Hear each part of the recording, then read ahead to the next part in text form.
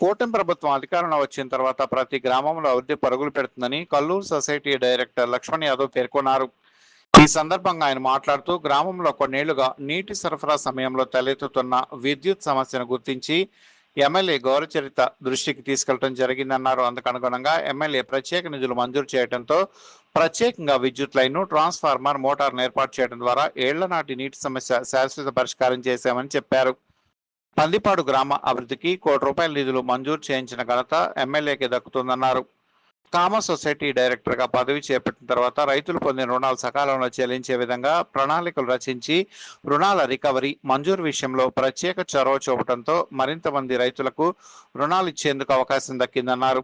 YCP ప్రభుత్వ హయాంలో పట్టాదారు పాస్ పుస్తకంపై జగనన్న ఫోటోతో పాటు హద్దురాళ్లపైన కూడా జగనన్న పేరుతో ప్రచారాన్ని ప్రజలంతా వ్యతిరేకించారన్నారు. ఎన్నికల ముందు కూటమి ప్రభుత్వం ఇచ్చిన మాట ప్రకారం ప్రతి రైతుకు సంబంధించిన పొలం హద్దుల చిత్రపటం, పూర్తి వివరాలు QR నందు పొందుపరిచి రాజముద్రతో కూడిన పట్టాదారు పాస్ పుస్తకం అందించిన ఘనత కూటమికి దక్కుతుందన్నారు. ఇకపోతే బాంబే సూరత్ జాతీయ రహదారి తమకు అత్యంత సమీపంలో వెళ్లడం ద్వారా రవాణా మరింత సులభతరంగా మారిందని లక్ష్మణ్ యాదవ్ వెల్లడించారు. Kallur society single window director society డైరెక్టర్ని సొసైటీ డైరెక్టర్గా నేను ఎన్నికయ్యాను. రైతులకు లోన్లు కానీ, ఎరువులు కానీ తక్షణము అన్ని సదుపాయం చేస్తున్నాము. గత ప్రభుత్వం కంటే ఈ ప్రభుత్వంలో, కొత్త ప్రభుత్వంలో రైతులకు ఏది సమస్య లేకుండా చేస్తున్నాము. ఎరువులు కానీ, సబ్సిడీ విత్తనాలు కానీ అన్ని అందుబాటులో ప్రాబ్లమ్స్ రాకుండా వాళ్ళకి దగ్గరలో ఉండి చూసుకుంటున్నాము. వైసీపీ హయాంలో వాటర్ సమస్య చాలా ఉండేది. ఇప్పుడు కూటమి ప్రభుత్వం వచ్చిన తర్వాత మన ఎమ్మెల్యే గౌరచరిత గారి ఆధ్వర్యంలో ఇప్పుడు 10 లక్షలకు లోన్ ఛాన్స్ చేపించి ఎమ్మెల్యే గారు, మన చరితమ్మ గారు కొత్త ట్రాన్స్ఫారాలు, కొత్త లైన్లు, కొత్త స్తంభాలు మొత్తం అన్ని కొత్తగా ఇచ్చేసి ఈరోజు మేము ఈరోజు ఓపెనింగ్ చేసాము. ఈరోజు మేము మన లోన్లు ఇచ్చినటువంటి మళ్ళీ రివర్స్ మామూలుగా చేసుకొని మళ్ళీ కొత్త రుణాలు చేపించి రైతులకు ఎంతో సహాయం చేస్తున్నాము, తోడ్పడుతున్నాము.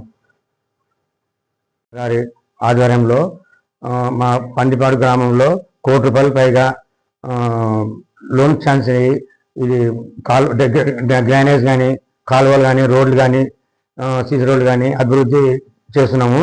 గత ప్రభుత్వంలో ఒక రోడ్డు కానీ, ఒక కాలువ కానీ, గత లైట్ కానీ ఏమీ లేదు. ఇప్పటికి చాలా తేడా ఉంది.